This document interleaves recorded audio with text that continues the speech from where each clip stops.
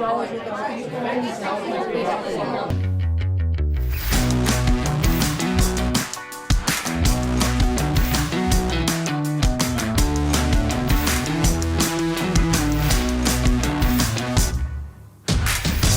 right, welcome to Cwic Show. I am your host, Greg Mattson. Today's guest is Representative Steve Christiansen. He is from the Utah State House Legislature, and he is the sponsor of H.R. Resolution 901 on the banning of critical race theory in public schools in the state of Utah.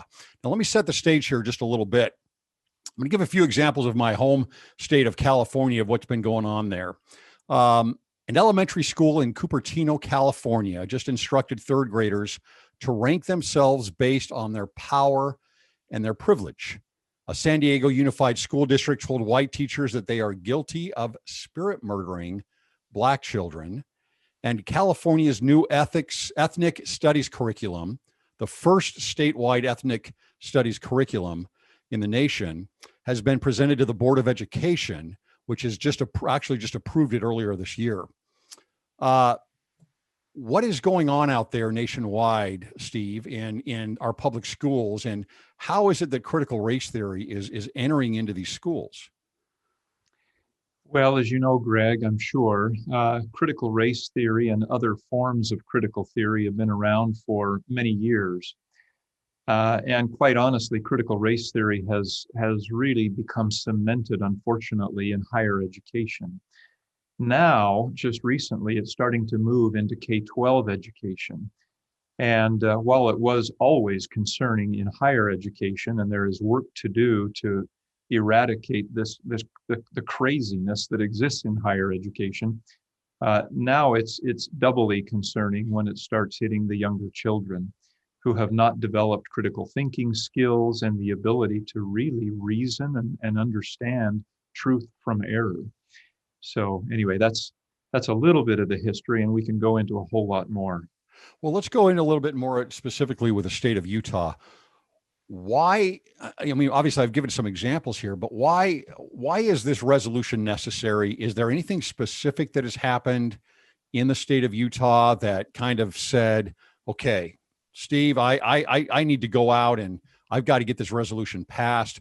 Are there several stories? Are there any examples specifically that you can give of what's going on in the state of Utah? Yeah, absolutely. I have read dozens and dozens of letters from parents who are expressing concerns based on what they're hearing from their kids when they come home from school. Mommy, am I bad because I'm white? Mommy, did my ancestors do something bad to the Black people? Those kinds of things. Parents are quickly seeing through this and realizing what is happening and beginning to raise very significant concerns to their own principals, to their own district school boards, and now just recently to the state school board. And it's not just things that are being said in the schools. And by the way, I'm not bad-mouthing teachers. Absolutely not, because many teachers have been trained in these left-leaning teacher certification programs that have been teaching this stuff for a very long time. And now, as I said, it's just showing up in elementary school. And we're starting to see, as I said, many of these letters showing up. Just about a week ago, representatives from several parent groups had a meeting with Sidney Dixon, who is the superintendent of the Utah State Board of Education. And they brought with them a binder full of these letters. Parents just basically incensed with what's going on inside schoolrooms and classes. Is there, I mean, you mentioned how teachers are trained, right? They're getting this information, they're trained in a specific way, starting off in their own university degrees, I would imagine, and maybe beyond that in continuing education as well. Is that the primary source of this coming into the public schools, or are there other organized efforts, I don't know, labor unions or other organized efforts that are trying to push this through outside of just legislative efforts? I'm not aware of significant other efforts other than lots of training that is taking place outside of the school environment, K-12 through higher education. Many corporations today are beginning to offer this kind of woke training to their employees, all based on critical race theory. One of my colleagues in the legislature said, you know, this has been going on with the judicial system here in the state of Utah and throughout the country for some time, where justices are being trained in critical race theory. And it just became a big issue when it started hitting our kids. And parents started to find out about it and started to see the impact in the attitudes and behaviors of their own children. So before I go into the resolution itself, and by the way, this is a resolution, not a bill, right? So it's tell our audience here the difference between that. It has to do with whether or not the governor has to sign. Is that correct? There are resolutions that the governor does have to agree with. This is not one of them. And the reason that we pursued the course that we did is because, well, let me back up. Sure. About a week or two ago, we knew that there was going to be a special legislative session. This is one of those special sessions that was to be called by the governor. Therefore, the leadership of the House, the leadership of the Senate, and the governor all have to agree as to what goes on that call, and principally the governor, because he's the one that issues the call for the special session. We were hoping that he would include a call that would include on the agenda the topic of critical race theory, because we wanted to bring it up. We wanted to introduce legislation during that special session. However, he opted not to do that. And so we had an opportunity, just as the legislature, to call ourselves into an extraordinary special session, where the Speaker of the House called a special session for the House and the Speaker of the President called one for the Senate. And the same resolutions were introduced in both houses. Again, it was a resolution, not a bill, not a piece of legislation. Therefore, it's not binding. However, the purpose of this resolution was quite clear. It was to provide strong recommendations to the Utah State Board of Education in their upcoming meeting this week to consider passing a rule that would basically clarify what is permissible and what is not permissible in terms of critical race theory. And I can go into more detail in terms of some of the things that are permissible and are not permissible, quite honestly. So the purpose of the resolution, since we couldn't pass a bill in that type of a special session, the only option we had was a resolution. And so we introduced that resolution, and it passed in both the House and the Senate. And we're grateful to the State Board of Education for taking this matter as seriously as they are. One of their special committees met last week, and now the full board is going to meet this week. And we've got our fingers crossed to see what kind of business they decide to do. So you've got your fingers crossed. Do you expect this to be a positive decision by the board there?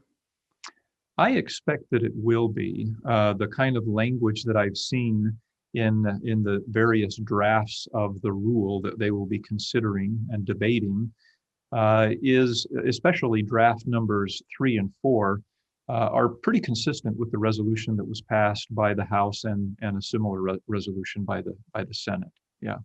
So let's say, Steve, that they go ahead and they put the language in and help direct and guide the education system there in Utah, saying that they're going to follow pretty closely to what you've got here in Resolution 901. It's not binding, though, correct? There's no legislation in place. If they go forward with that, can't they just change that or change their words down the road? And if they did, does that mean it comes back to the House and you guys have to then look at a bill and something that's going to be legally binding? So what the State Board of Education does and should do, well, what the State Board of Education does should be legally binding, because in our Utah State Constitution, the responsibility primarily rests with that body to provide governance and oversight and direction to public education throughout the state. So what we did by means of a resolution was to provide strong recommendations and a strong indication from the legislature as far as what we would like that governing body to do. And now they have the opportunity this week to determine if that is what, as a body, they decide to do. If there are decisions made this week that, in our opinion, as a legislature, don't go far enough, then we still have the option to either call ourselves into session to pass a stronger resolution, I suppose, or wait until the general session, which will kick off in January. In the general session, of course, we will have opportunity to pass legislation. And I've already written a draft of a piece of legislation that I am likely going to run during that general session. But again, it may be altered or edited or changed in some way depending on the outcome of the Board of Education meeting this week. Now, was this resolution that passed in both the House and the Senate, was this mostly along party lines? Yes, yeah, very much along So party. So real sincere, just why? Why do you think that is? I think that's a fantastic question. If you read the resolution, and I'm sure you have, I would find it hard to identify anything in that resolution that would be objectionable. It's all very straightforward. Statements such as, I'm just going to skip over here to my own piece of legislation because some of the language was similar.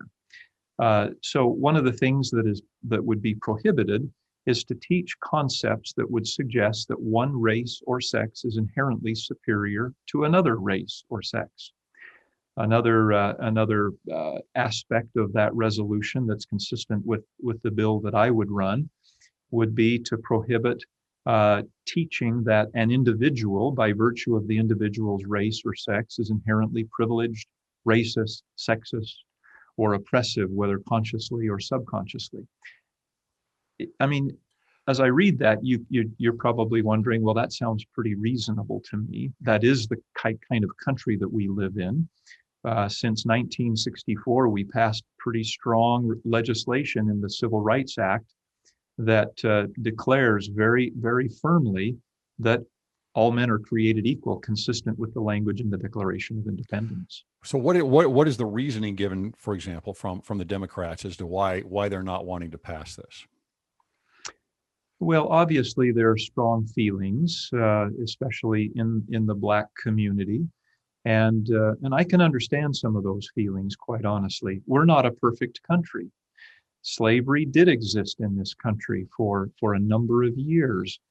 1865, when the Civil War ended, and then the 13th, 14th, and 15th Amendments to the Constitution were passed in Congress and ratified by the states. And it was even well beyond that discrimination on the basis of sex continued, segregation continued, until the Civil Rights Act of 1964 was passed. And so, yeah, we've had issues in our past. And so I can appreciate and understand the difficult position that Blacks have been in this country for many years. That ended. Some would argue that it's never ended. And that's really the purpose of critical race theory, is to argue that America has always been and will forever be steeped in systemic racism, irredeemably racist. And that the only way to deal with past racism, according to Ibram X. Kendi, is to implement policy the only way to deal with past discrimination is to implement policies currently that are discriminatory. And he goes on to say that the only way to deal with current discrimination is to implement policies in the future that are discriminatory. All of those things, quite honestly, are illegal and contrary to the Civil Rights Act of 1964. Yeah, it seems to me that where we've come here since 1964, since Martin Luther King, is almost a complete about face on libertarian or liberalism with a small L, right? Liberalism with a small L. In other words, Martin Luther King, he hoped for a better America, right? He wanted a better America. He wanted color blindness. I have a dream, right? I don't want my kids and your kids to be judged by the color of their skin, but rather judged by their character. This completely turns that on its head. It's a completely new look at race relations, really in a sense. And it's what's hard for me to see is that critical race theory becomes almost this I don't want to say tyrannical, but it's steeped in orthodoxy where you cannot step out of it. And if you do, then the immediate reaction is, well, then you must not care about those of a different race, right? As if critical race theory is the only option for better race relations. And yet, for me, and I'm just going to bring a little bit of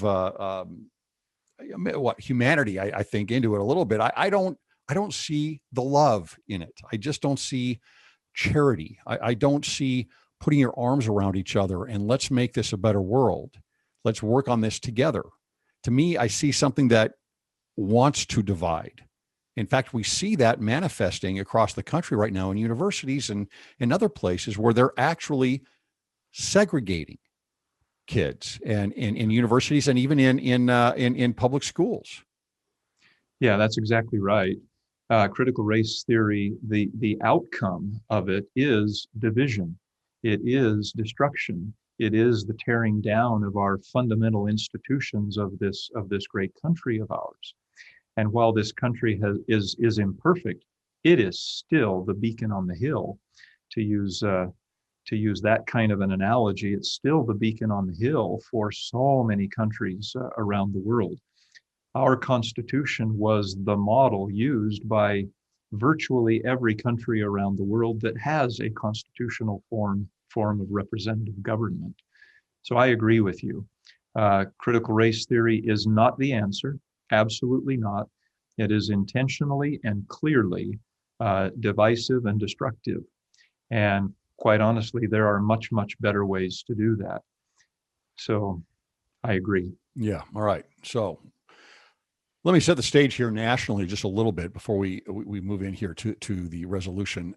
There are about, I count 20 different states right now that have put forward a resolution, a bill, a filing, something that they're trying to pass in the House and or the Senate, get signed by their governors, that has to do closely with critical race theory. Some of these are focused like yours on public schools. Some of them actually focus much broader into all government agencies, and some of them have died. Right? They're done. They're over. Some of them they're working through amendments. To date, that I see right now, there are several that have actually gone through and are law in those states. Those are Arkansas, Idaho.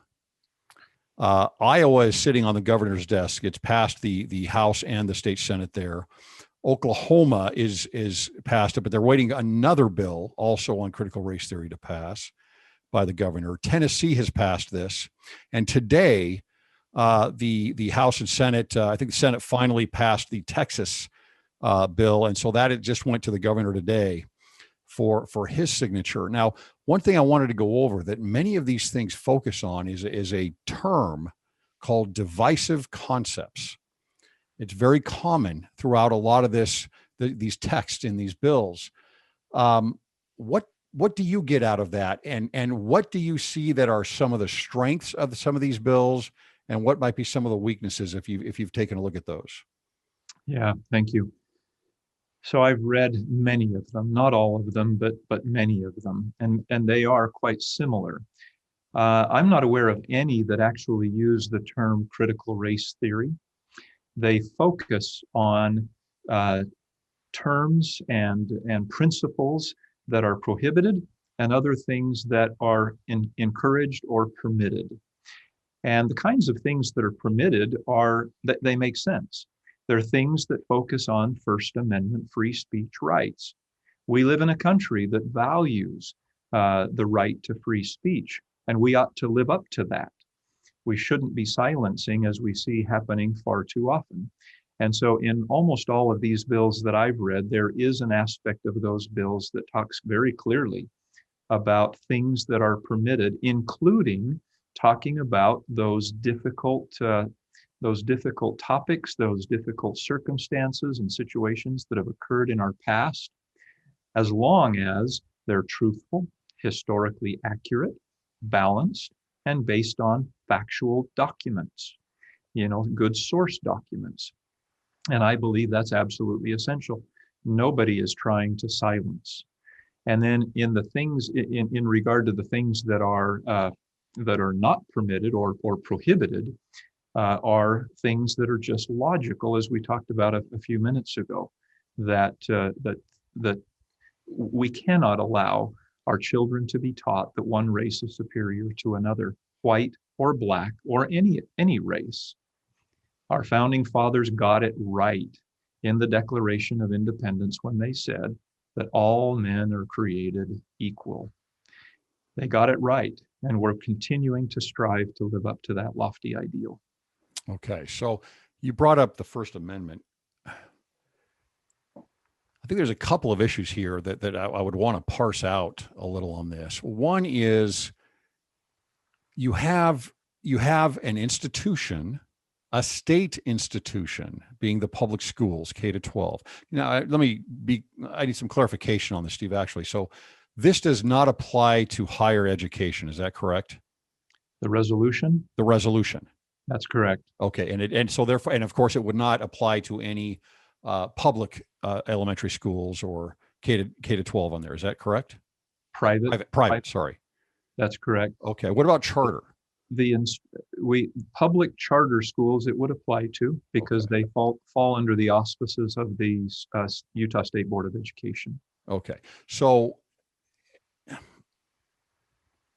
where does free speech and the First Amendment come in when you're talking about a state-run institution? How much free speech is there really? That's really what my question is, as far as the institution goes, as far as public education goes. And secondly, you would then look at, well, what about the teachers themselves, right? As individuals, where is their First Amendment rights, and how does that play into what you're doing here with this resolution? Yeah, I think that's a great question. And my answer to that question will take us right back to the Civil Rights Act of 1964. If it's illegal to teach, to practice, to espouse certain concepts as are found in the 1964 Civil Rights Act as amended, then those things likely should not be allowed to be taught as truth in our public school systems. So I'm just going to take it right back to law. And I think that's where we have to go, because law is very clear in this country. Not only is the ideal that all men are created equal, as espoused by our founding fathers, but we have clear law that was passed over many, many decades, and culminating in the Civil Rights Act of 1964 and subsequent amendments. Makes it very, very clear what is acceptable and what's not acceptable in this country. So that it's acceptable, but what about teaching it?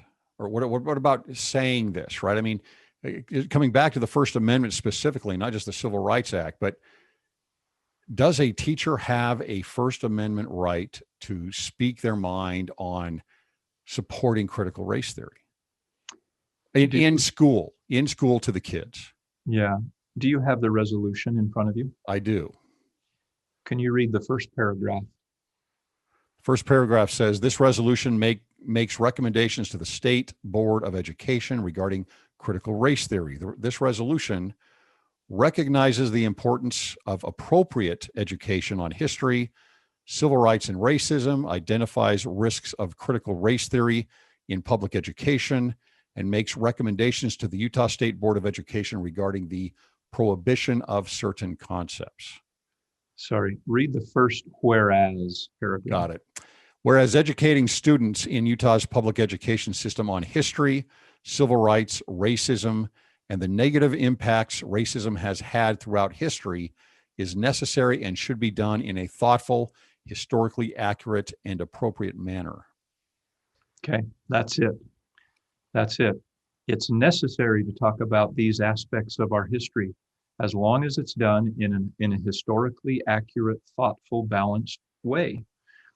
And I'm not sure. Isn't that kind of nebulous though? I mean, what if it's thoughtful, accurate, and appropriate to the teacher? Sure. That's one thing that the State Board of Education is going to have to deal with. They're going to have to put parameters around this. The resolution was broad and general intentionally, because now the State Board of Education needs to do their job. And as I said, put parameters around that, put definitions around specific words, and be even more clear in terms of what is permissible and what's not permissible. Okay. You get more specific down here, and really this is where I think the meat of this is. Coming down a few paragraphs on this, you say, now therefore be it resolved that the House of Representatives strongly recommends that the Utah State Board of Education review standards for curriculum and ensure that, this is the amended version, and ensure that the following concepts are not included in the curriculum standards. And here they are. There's 3 of them. That one race is inherent, again, because the reason I think this is so important to detail what you've done here is because it's hard enough for people to nail down a definition for critical race theory. Right? I mean, we can all have different definitions. It's very elusive. I think to some degree, pulling the postmodern side of it in there, it's on purpose almost. And so it's important to go in detail exactly what you're saying, what you've done here in 3 things. It says the first one is that one race is inherently superior or inferior to another. Obviously that you do not teach these things. So that's pretty standard. And obviously already this is just, from what I see, what you're doing here, you're just codifying something that's already in law. That's right. Right. Okay. Exactly. Secondarily, the second one is that an individual should be discriminated against or receive adverse treatment because of the individual's race. I think it's very important that there are no races listed here, that this is a universal concept to everybody. And unfortunately, this is happening an awful lot I've done the same thing. I get, maybe not as many as you, I don't know, but I have hundreds of examples from parents and from university students and professors that give examples of these exercises that are given to the students as little as kindergarten to actually separate them out by race and by table, for example, to do their own coloring, to do their own math work, to do whatever it is, and separate them so that there is no, what would you say? Integration. There's no integration between the races. It's crazy stuff. It's absolutely that's happening crazy. Everywhere. Yeah, it's absolutely crazy. We've taken 5 big steps backward with this critical race theory nonsense. We really have. And one of the biggest problems with critical race theory is that it's grounded in historical inaccuracy. Historical inaccuracy. What do you mean by that? Well, I can give you tons of examples. Okay, how about just 1 or 2? But if over the last, let's say, 50 years, we had done an outstanding job of teaching civics and U.S. history based on historical, accurate content, we wouldn't be where we are today. My personal belief is that we have critical race theory, as successful as it has been in higher education and now elementary, we wouldn't be where we are if we had done our civics and U.S. history education right. If we had done it based on historically accurate stories and concepts. And that's, in my opinion, we have a civics crisis that has led to this kind of critical race crisis I agree with that that. has also led to a constitutional crisis. And in my personal opinion, it has all begun with a major downfall in terms of civics in U.S. history. Let me just share 2 or 3 points with you that I think if these kinds of things were to be taught, and these are facts, these are well-documented facts, if these kinds of things were to be taught today and emphasized, it would eliminate the need for the critical race theory, the breeding ground for critical race theory. So for example, let's just go back to the Civil War. If we were to teach that America is the only nation in the world where whites, on behalf of enslaved Black people, went to war against other whites in order to end slavery, resulting in the loss of well over 500,000 white lives. You know, that story, that fact is not taught today. It's also not taught that following the Civil War, when the 13th, 14th, and 15th Amendments were added to the Constitution in order to secure civil rights and voting rights for Black Americans, whites were the vast majority of legal voters then. And significantly, 2/3 of the whites in Congress, and then a majority, of course, of whites in 3/4 of the states, they voted to ratify those amendments, thus voluntarily limiting their own political power in order to extend equal rights to Black Americans. You just teach those facts, and there is no breeding ground for critical race theory. Why? Because we've demonstrated how whites, who supposedly are systemically oppressors, we've demonstrated that that's not the case. And you can't demonstrate that any better than going back to the Civil War and a few years following to see the role that whites played in helping to generate freedoms and liberties and rights for Black Americans. That's just a simple example, and I've got 100 more of those. Okay. Well, where do we go from here? I mean, you've got the Board of Education taking a look at this. Did you say next week? This week. This week. Okay, so they're taking a look at this week. I have a feeling you're still going to get these accounts happening throughout the state. What should people do to help stop this? Right. I mean, obviously, having the Board of Education go in and make these changes would be really important. But is there anything else that parents can do? Oh, absolutely. But before I go there, let me also say that one thing that I hope the Board of Education does, and I believe it's their intent to do this, is to make sure that there are, number one, protections in place for parents who speak up, students who speak up, teachers who speak up, and indicate that in the future, if there are still critical race theory issues occurring in schools, right now they're being silenced. Somehow they need to be given a voice and protection. Wait, who's being silenced? Parents, teachers, and students who speak up and say, look, this is being taught in our schools. I don't agree with it.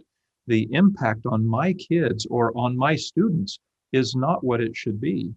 And so there needs to be certain protections provided and in place so that people can speak up and know that it can be done anonymously and that there will be actions taken as a result.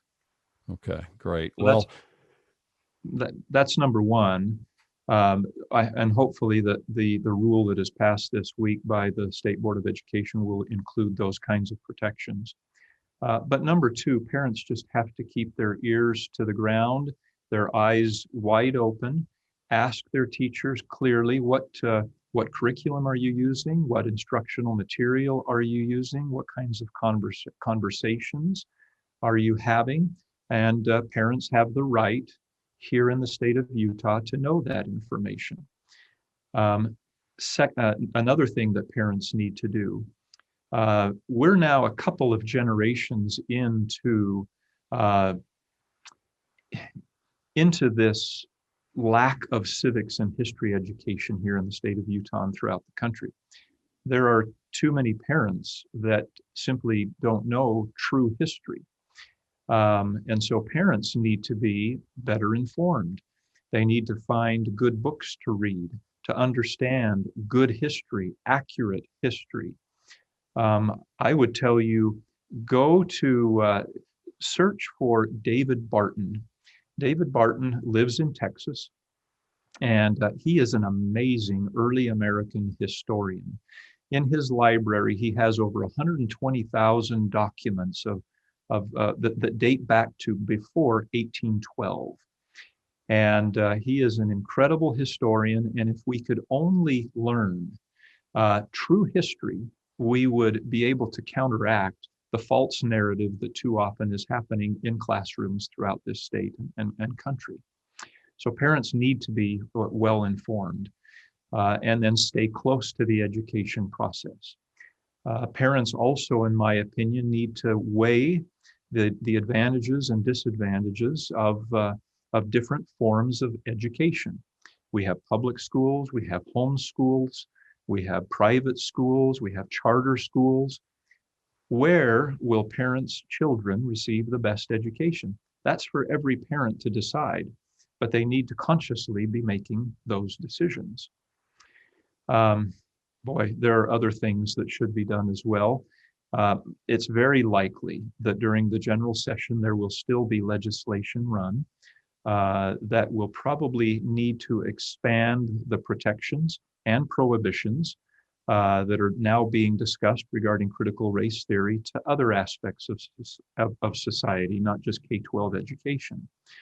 When it comes time for that kind of legislation to be run, I hope that parents will be outspoken and supportive so that we can protect our society as broadly and appropriately as possible without infringing on First Amendment rights.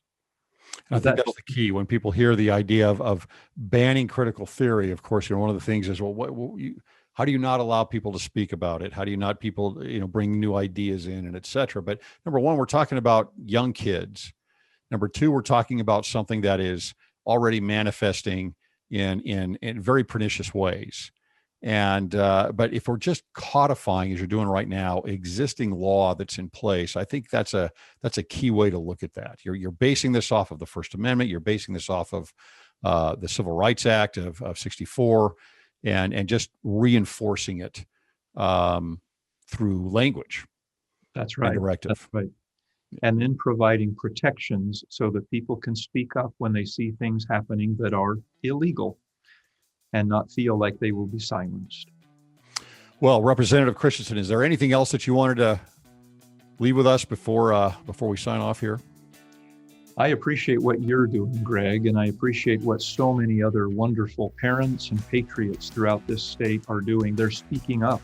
I've never seen a time like this when energy has been at this high a level for these kinds of topics, and it needs to be.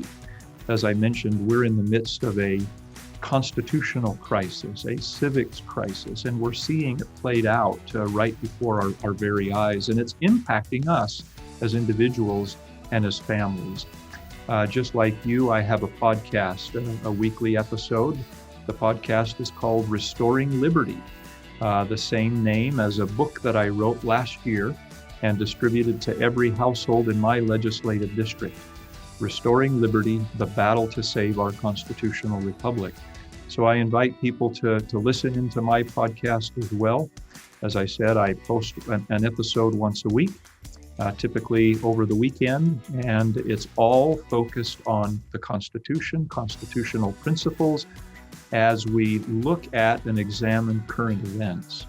So I invite that as well. Thanks for this opportunity, Greg, and thanks for the great work that you do. Great, no problem. And we will follow up, right? We'll follow up with where this goes, and if there's further discussion that needs to be made. I hope that this can be debated more. I hope that there's a greater understanding of what is happening, and as you said, we need to educate ourselves.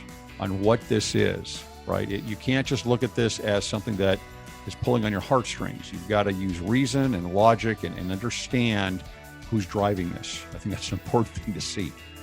So anyway, thanks for your time so much, and we'll follow up with you. Okay. All right, thank you.